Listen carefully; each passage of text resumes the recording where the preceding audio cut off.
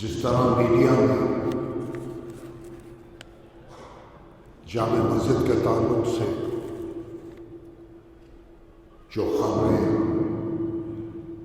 सुबह से और रात तक आती रही,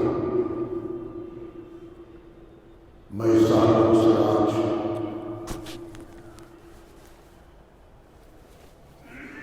उसकी वजाहत और इस ताल्लुक से कुछ कहना जरूरी समझता हूं।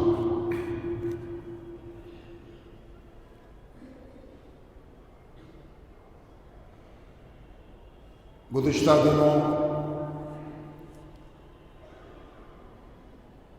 सोशल मीडिया पर कुछ खबरें, कुछ वीडियोस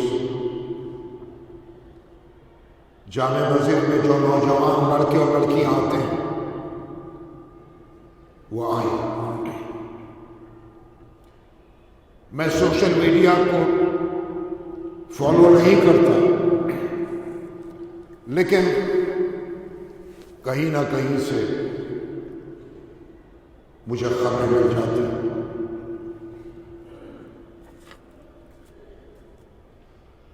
कुछ नौजवान लड़के और लड़कियां नाज़ेबा हरकत में पाए गए।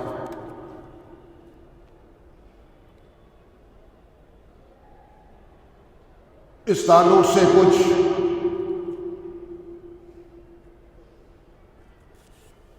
नोटिस लेते हुए मैंने ये तय किया कि लड़के और लड़कियों का दाखिला जामे मस्जिद में बंद किया गया। उन लड़के और लड़कियों का दाखिला जो जामे मस्जिद में इबादत की गर्ज से नहीं आते,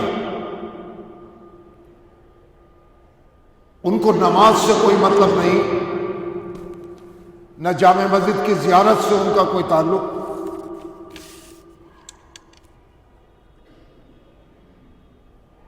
ऐसे लड़के और लड़कियों को नाज़ेबा हालत में जब पाया गया तो उनके खिलाफ एक्शन लिया गया और यह तय किया मैंने कि जामे मस्जिद में लड़का और लड़की जो अपने बुजुर्गों के साथ, अपने बड़ों के साथ, अपने फैमिली के साथ नहीं आएगा, उसको दाखिले की इजाजत नहीं दी गई। जब आए, किसी एक गेट पर जब रोका गया तो इन्होंने यह तरीका इख्तियार किया कि लड़की आ गई एक गेट से और लड़का आ गया दूसरे गेट से। 3 गेट हैं जामे मस्जिद से, एक पे रोका, दूसरे से लड़की आ गई, तीसरे से लड़का आ गया।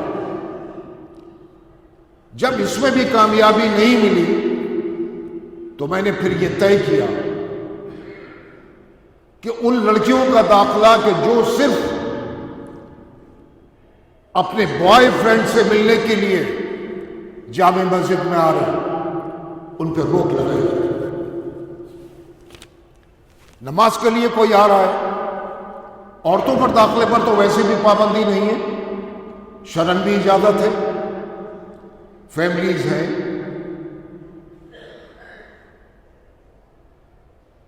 या पूरा ग्रुप है, आए नमाज पढ़ें, जामे मस्जिद की ज़ियारत करनी है करें, चले जाएं। लेकिन लड़की से जब ये पूछा जाए कि आप किस मकसद से मस्जिद में आप जा रही हैं, और जो वो ये कहे कि मैंने टाइम दिया है अपने बॉयफ्रेंड को, मैं उससे मिलने के लिए जा रही हूं, और गुलाब का फूल उसके हाथ में हो, तो ये मेरी नहीं है, हर मुसलमान की ये जिम्मेदारी है कि ऐसी औरतों को, ऐसी लड़की को मस्जिद में दाखिल होने से रोका जाए। मस्जिद इबादत के लिए, नाज़ेबा हरकतों के लिए नहीं।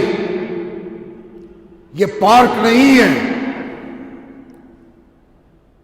कि आपको खुली आजादी दे दी जाए कि मस्जिद में जाकर आप नाज़ेबा हरकतें करें और अपने बॉयफ्रेंड को वक्त दें। खबर यह फैलाई गई आम आदमी पार्टी की एक औरत की तरफ से जो एक जिम्मेदार ओहदे पर है कि जामे मस्जिद में औरतों का दाखिला बंद कर दिया गया, इसको बर्दाश्त नहीं किया जाएगा। अव्वल तो मैं ये पूछता हूं, आप कौन होती हैं बर्दाश्त करने और न करने वाली? और आपको किसने ये इख्तियार दिया कि आप ये गलत फहमी मुल्क में पैदा करें कि औरतों का दाखिला जामे मस्जिद में बंद कर दिया गया, जबकि ऐसा नहीं था,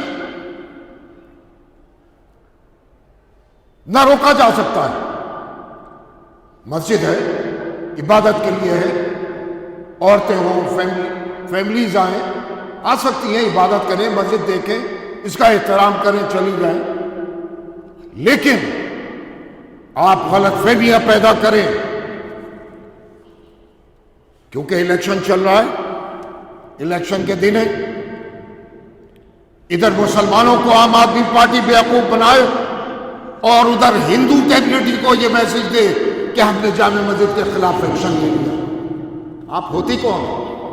आपकी हैसियत क्या है? और आपके नोटिस की हैसियत क्या है? नेशनल महिला आयोग होती तो हमें समझ में आता, हम उसका जवाब देते।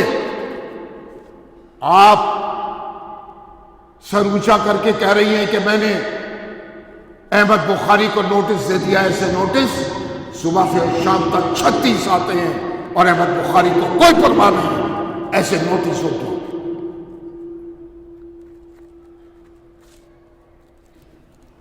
आम आदमी पार्टी की ये महिला ये चाहती है कि जामे मस्जिद अय्याशी का अड्डा बन जाए और लड़कियों को खुली इजाजत हो नाजेबा हरकतें करने की। ये मैं क्या, कोई मुसलमान इसको बर्दाश्त नहीं करेगा। अगर इस खातून में जो दिल्ली महिला आयोग की चेयरमैन है हिम्मत है तो अब इलेक्शन चल रहे हैं, मुसलमानों के बीच में जाकर कहे कि हां मैं चाहती हूं कि जामे मस्जिद में खुली अय्याशी हो, फिर जवाब देगा मुसलमान। तुम्हारी हैसियत क्या है? और फिर शाम को ट्वीट करके कहती हैं कि मैंने जामे मस्जिद के दरवाजों पर जो नोटिस लगे हुए थे उनको हटवा दिया। मोहतरमा, इस खुशफहमी में मत रहिए, आपकी कोई हैसियत नहीं। अहमद बुखारी तुम्हारी हैसियत कुछ समझता है। वो सिर्फ और सिर्फ दिल्ली के लेफ्टिनेंट गवर्नर का जब मेरे पास फोन आया तो उनके कहने पर मैंने वो नोटिस बोर्ड हटवाया।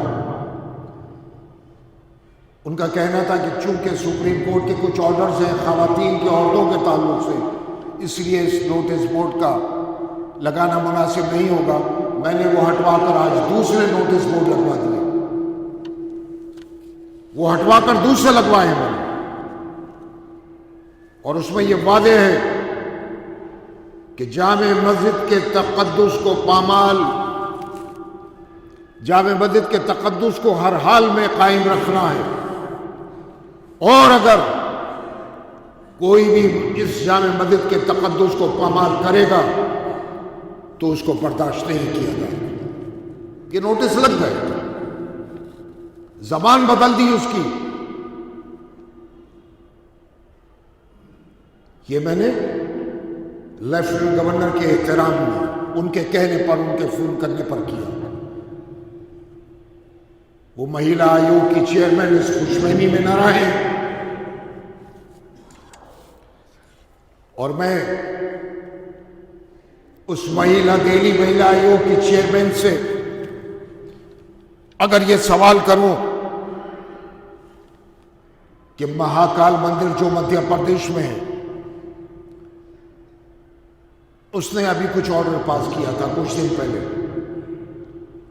उस पर इस खातून की जबान नहीं खुली।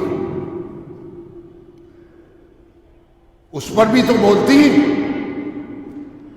जो महाकाल मंदिर ने एक नया फैसला लिया, और फैसला गलत नहीं है, सही है, लेकिन उस पर जबान नहीं खुली इसकी। मुसलमान निशाने पर है इस आम आदमी पार्टी पर, जो दोगली पार्टी है। एक तरफ हिंदुओं को बेवकूफ बनाना, दूसरी तरफ मुसलमानों को बेवकूफ बनाना। और वो ये चाहती है, वो खातून, कि जिस तरह मुख्तलिफ मसाजिद दिल्ली में अय्याशी का अड्डा बने हुए हैं, आप जाकर देखिए पुराने किले के अंदर जो मस्जिद है वहां क्या होता है,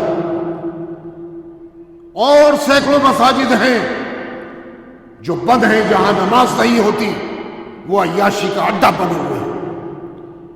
और ये आम आदमी पार्टी की महिला आयोग की चेयरमैन ये चाहती है कि जामे मस्जिद भी अय्याशी का अड्डा बन जाए, जो किसी कीमत पर अहमद बुखारी बर्दाश्त नहीं करेगा।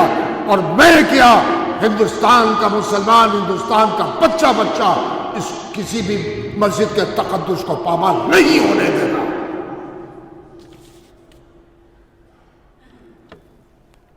और सवाल मस्जिद का ही नहीं, मंदिर हो, गुरुद्वारा हो, मस्जिद हो, इबादत के लिए होती है।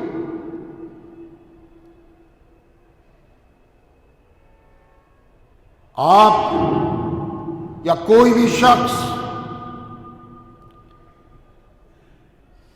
किसी भी तरह की बेहुरमती तो करके दिखा दे गुरुद्वारे की, जो एहतराम सिख कम्युनिटी अपनी इबादतगाह की, अपनी गुरुद्वारे की करती है, मुसलमान भी इस मस्जिद की वो इस तरह जो मस्जिद का एहतराम करना चाहिए, मुसलमान भी नहीं करता जिस तरह सिख अपने गुरुद्वारे की करता है। यह एक हकीकत है। बड़ा बड़ा करोड़पति सिख सुबह को गुरुद्वारे पे जाकर देखिए, जिस तरह आवाम की खिदमत करता है, जूते रखता है, जूते की पॉलिश करता है, जख्मियों की पट्टी करता है, उनकी तीमारदारी करता है। ये जज्बा सिख कम्युनिटी में है जो काबिल तारीफ है। हमने कभी किसी मंदिर में भी नहीं सुना कि वहां इस तरह की बेहुरमती की जाती हो, जिसकी हिमायत आम आदमी पार्टी की महिला आयोग की चेयरमैन कर रही है। लोग जाते हैं मंदिर में, मत्था टेकते हैं, वापस आ जाते हैं, एहतराम करते हैं, लेकिन मस्जिद का एहतराम जहां हम पर लाजिम और फर्ज है, वहां दूसरों पर भी। वर्शिप इबादतगाह है, उसको अय्याशी का अड्डा नहीं बनने दिया जा सकता। अगर ये मंदिर में हो तो गलत है, और गुरुद्वारे में तो कोई सवाल ही पैदा नहीं होता, और मस्जिद में हो तो गलत है। जामे मस्जिद में वो लड़का हो या लड़की हो, नाजेबा हरकतें करने वालों को हर हाल में रोका जाएगा।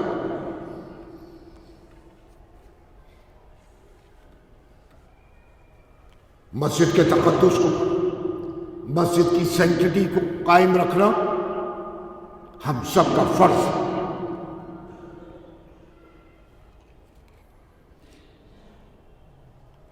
वो लड़का हो या लड़की हो, लड़की करे तो सही। सवाल ये किया गया कि साहब लड़की को क्यों रोका जा रहा है, लड़कों को क्यों नहीं रोका जा रहा। इससे पहले तो लड़कों को भी रोका, लड़कियों को भी रोका, कंट्रोल में नहीं आया। जब लड़कियों को रोका तो कंट्रोल में आया, क्योंकि जब गेट पर चौकीदार पूछता है अकेली लड़की से कि मस्जिद में क्यों जा रही है, वो खुल्लम खुल्ला कहती है कि मैंने टाइम दिया है, बॉयफ्रेंड से मिलने के लिए जा रही हूं। तो रोका जाएगा या नहीं रोका जाएगा? उसको ये औरत कहती है कि जाने दो, तू अलाउ करेगी मंदिर में? शर्म नहीं आती? इस आम आदमी पार्टी की इस खातून को जो ये चाहती है कि मसाजिद या जामे मस्जिद दिल्ली अय्याशी का अड्डा बन जाए।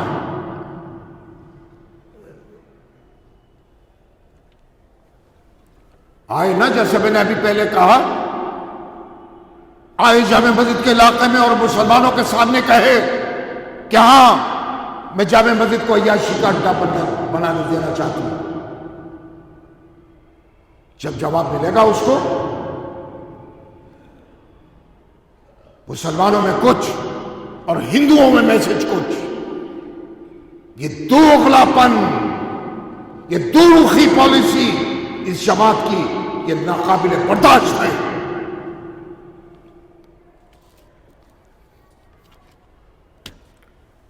भाई, जामे मस्जिद में नमाज के लिए किसी पर पाबंदी नहीं लगाई जा सकती, वो औरत हो या मर्द हो। नमाज के लिए कोई कहता है जाइए, ज़ियारत के लिए कोई कहता है कोई रोक नहीं है। और जामे मस्जिद तो वो जगह है कि जहां हिंदुस्तान भर से लोग आते हैं। हालात हिंदुस्तान के खराब होते जा रहे हैं,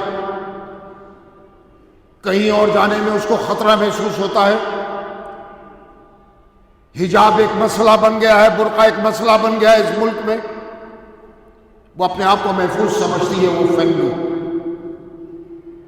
जामे मस्जिद आई, मुख्तलिफ शहरों से आते हैं रोजाना। जामे मस्जिद में आए, उन्होंने सामान रखा, नमाज पढ़ी, जामे मस्जिद की जियारत की, कुछ खाना खाया, उसके बाद चले गए मार्केट में या किसी फंक्शन में जाना है, यहां रुक के थोड़ी देर, उसके बाद वो फंक्शन में चले गए। इलाके की मैं बात करूं कि जिनके घर छोटे छोटे हैं, एक कमरे में पूरी फैमिली रह रही है।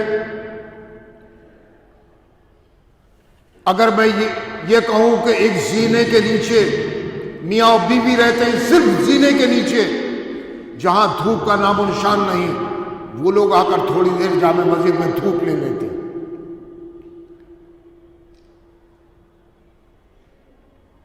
पाबंदी कैसे लग सकती है? पाबंदी उन लोगों के लिए है, उन लड़कियों के लिए और लड़कों के लिए जो जामे मस्जिद में नाज़िमा हरकतें करते हैं और खुला कहते हैं कि हमने टाइम दिया है, हम मुलाकात के लिए जा रहे हैं। उनको किसी कीमत पर मस्जिद में दाखिल नहीं होने दिया जाएगा। कोई हो, कितना ही शोर मचाए, अपनी टीआरपी बढ़ाने के लिए मीडिया कल चीखता रहा, जैसे मालूम हुआ उनको बहुत हमदर्दी है, सिर्फ टीआरपी के लिए, सिर्फ नफरत फैलाने के लिए, मुसलमानों को बदनाम करने के लिए। हम थोड़ी बर्दाश्त कर लेंगे।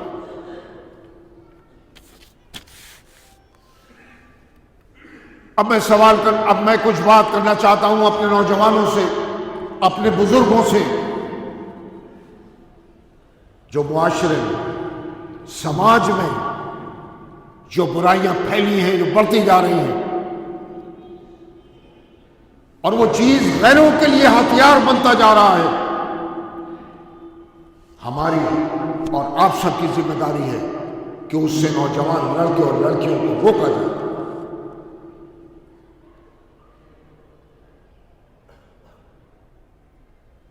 लड़कियों को खुली आजादी दे दी कि जाओ और अपना शौहर अपने आप तलाश करो। नौजवानों को खुली आजादी दे दी गई कि जाओ और अपने लिए अपनी लड़की अपने आप ढूंढो। ये लिविंग रिलेशन की जो आजादी मिली है कि साहब, बगैर शादी के आप लड़की को रखिए, साल भर रखिए, 2 साल रखिए, 3 साल रखिए, चाहे तो आप उसके साथ जिंदगी गुजारें, चाहे तो आप उसको निकाल के बाहर कीजिए।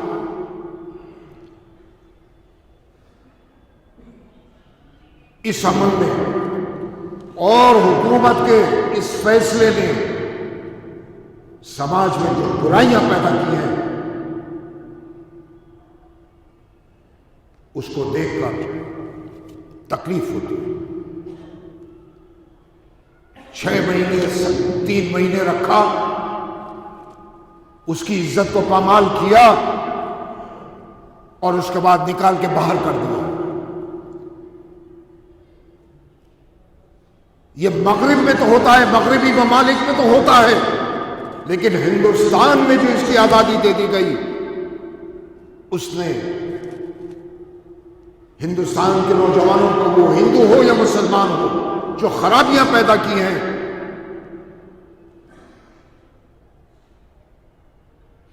वो आपके हमारे लिए निहायत तकलीफ थी। आज लड़की घर से निकल रही है, मां बाप नहीं पूछ रहे कि तू कहां जा रही है, सुबह जा रही है, रात को वापस आ रही है, किस फील्ड में है, किन लड़कों के साथ अपना दिन बिता रही है। ये जिम्मेदारी आपकी और हमारी है कि उन नौजवान लड़के और लड़कियों पर रोक लगाएं।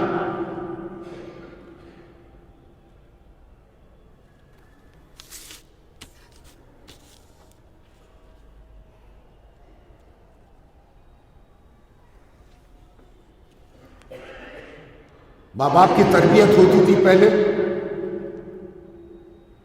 ये संस्कार नहीं थे, ये तरबियत नहीं थी। अगर आप माजीद की बात करें, मादी में मां बाप अपनी औलादों को तरबियत दिया करते थे, अच्छे और बुरे की तमीज उनको सिखाते थे, इबादत गाहों का एहतराम उनको बताया जाता था, मां बाप का एहतराम, बड़ों का एहतराम, बहन भाइयों का एहतराम, ये सारी चीजें, ये संस्कार, ये तरबियत दी जाती थी। आज वो सब खत्म हो गई। आज तो उसने आंख खोली और सिर्फ मोबाइल में जहां अच्छाई है, वहां इस मोबाइल ने नौजवान लड़के और लड़कियों को तबाह करके रख दिया। ये मोबाइल दुनिया सिमट गई इसमें, लेकिन खराबियों की तरफ भी लेकर जा रही है। पूरी रात नौजवान लड़के और लड़कियां मोबाइल पर गर्क हैं, मशगूल हैं, ना मां की तवज्जो ना बाप की तवज्जो। अगर नहीं बिगड़ेंगे तो बिगड़ेंगे इसी तरह, ना बिगड़ते हुए भी बिगड़ेंगे और बिगड़ ही रहे। आप जाकर तो देखिए, जो लोग मुझे बताते हैं, मुख्तलिफ जो पार्क्स हैं, वहां पर क्या हाल है।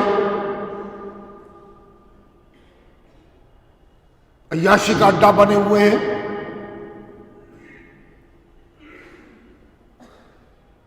और आज के नौजवान और लड़के और लड़कियां, मैं सबको नहीं कह रहा, लेकिन एक बड़ी तादाद है जो शराब नौशी, अय्याशी इसमें मशहूर है।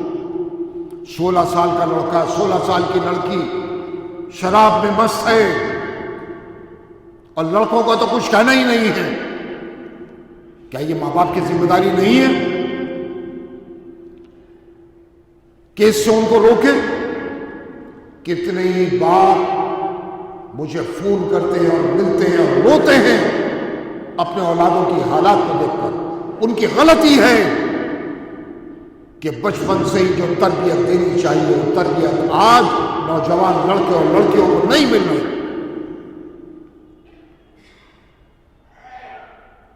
जिसका गम मां बाप को उन औलादों के बड़े होने के बाद सताता है कि अगर हमने इनको सही तरबियत दी होती तो आज इस हाल में ये लड़के और लड़कियां न होते। अब आप बताइए, जामे मस्जिद में आने वाले जो नौजवान हैं, जिनको रोका जाता है, वो मुसलमान ही होते हैं। 99.98%।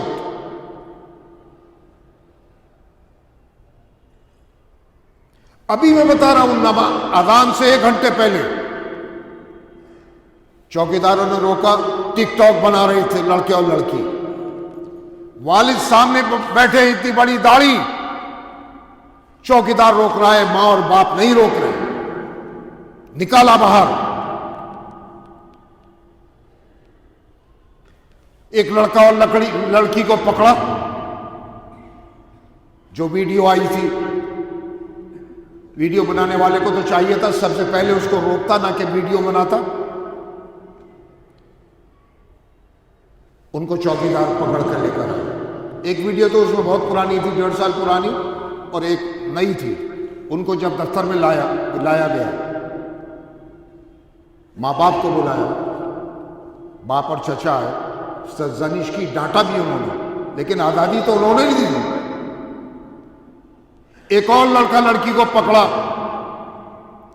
घर पे फोन किया लड़की के, तो मां कहती है हाँ वो जामा मस्जिद के इलाके में खाना खाने गए थे, अगर जामा मस्जिद में बैठ के बातें कर रहे हैं तो क्या हर्ज है। ये मां के अल्फाज। एक और फैमिली को पकड़ा, खाला साथ में, फूफी साथ में, खालू साथ में, 5-6 लड़कियां। चौकीदार पकड़ के लेकर आए, नाचने खड़े हो गए थे टिकटॉक बनाने के लिए। जो नई मुसीबत खड़ी हुई है टिकटॉक की, तो उनके अल्फाज ये थे कि क्या मस्जिद में नहीं नाच सकते, टिकटॉक नहीं बना सकते, क्या गलत है? ये मां कह रही है, ये औलादें कह रही है, ये है औलादों की तरबियत। इतने कितने वाकयात हैं। हजारों लोग हैं जो आ रहे हैं सुबह से शाम तक जामे मस्जिद में। एहतराम करना मस्जिद का तो सबका फर्ज है। अब एक आदमी के पीछे एक चौकीदार तो नहीं लगाया जा सकता। मस्जिद में आए, चप्पल ले ली, यूं फेंक दी, डाल दी। कौन कर रहा है? मुसलमान। बेहुरमती कौन कर रहा है? मुसलमान। कितना टोकेंगे, कितना कहेंगे? अमल करना तो मुसलमानों का काम है, मस्जिद का एहतराम करना मुसलमानों का काम है। गैर मुस्लिम आता है, आएगा बेचारा, आएगा, देखेगा, उसने मस्जिद देखी, ज़ियारत की, चला गया। मुसलमानों का हाल देख लीजिए आप। ये मुआशरे में, ये समाज में फैली हुई बुराइयां आपको हमको मिलकर ही दूर करना होगा। अपने बच्चों को सही तरबियत देना होगी। जो आज बुराइयों में पड़े हुए, जिनको मजहब से कोई मतलब नहीं, जिनको इस्लाम से कोई मतलब नहीं, मस्जिद के तकद्दुस से उनको कोई मतलब नहीं, मां बाप का एहतराम क्या है उससे कोई मतलब नहीं। आज रोते हैं मां बाप। जिनकी औलादें नशा कर रही हैं उनके दिल से भी पूछिए। लेकिन जैसे मैंने कहा, गलती उनकी है। ये तरबियत पहले से ही उनको देनी चाहिए जब वो बुलूगत तक पहुंचे। नमाज पढ़नी नहीं आती, कलमा नहीं आता, आखिर कौन जिम्मेदार? हमें इस तरफ तवज्जो देनी होगी। दूसरों पर उंगली उठाने के बजाय हमें अपने गिरबान में झांकना होगा, अपना एहतिसाब करना होगा। आज हम परेशानियों में जो मुब्तला हैं, आज जो दुनिया में हमारे जो हालात हैं, उसकी वजह बुनियादी यही है कि हम इस्लाम से दूर होते जा रहे हैं।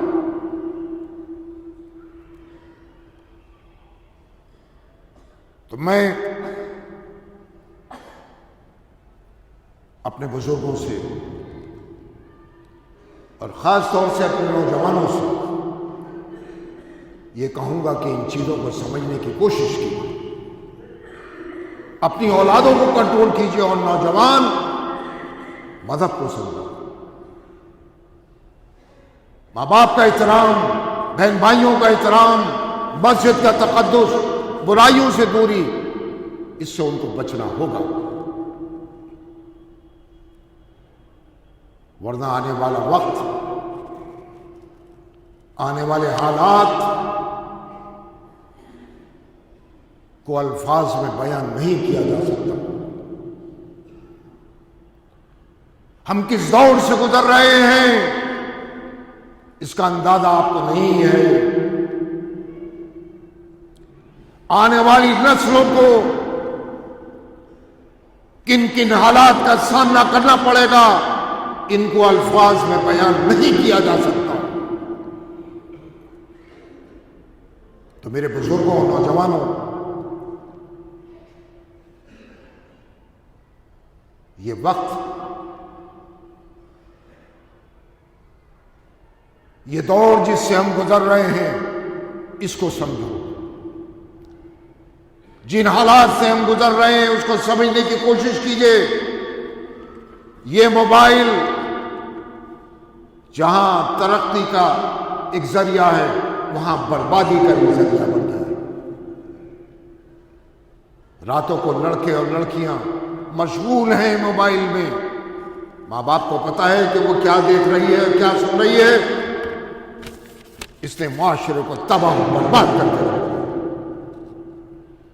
आंख खुली नहीं कि नौजवान के हाथ में मोबाइल दे दिया। अगर नहीं बिगड़ेगा तो क्या होगा? न बिगड़ते हुए भी बिगड़ेगा। ये हमारी और आपकी जिम्मेदारी है। इस नई नस्ल को तबाह और बर्बादी से बचाना होगा।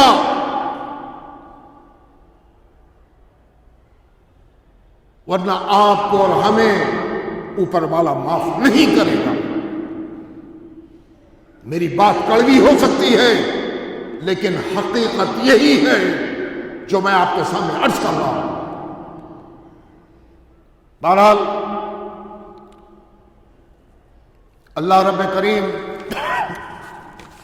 हमें भी, आप सबको भी, नौजवानों को भी अक़ल सलीम अता फरमाए और उन बुराइयों से बचाए जिन बुराइयों में आज हम गिरफ्तार, और इन हालात से हमको मुस्तक़बिल में भी बचा कर रखे जो हालात आज मुल्क में पैदा हो गए। आज कोई हमारा हमदर्द नहीं। आपको इस पर संजीदगी से गौर करना होगा। हमदर्द आज आपको कोई नहीं मिलेगा। आपको खुद ही अपने ताल्लुक से गौर करना होगा। अपनी औलादों को इन तमाम बुराइयों से दूर रखना होगा और इसके लिए कोशिश करनी होगी। ये हम भी दुआ करते हैं, आप भी दुआ कीजिए। व आखिर दावाना अनिल हम्दुलिल्लाहि रब्बिल आलमीन।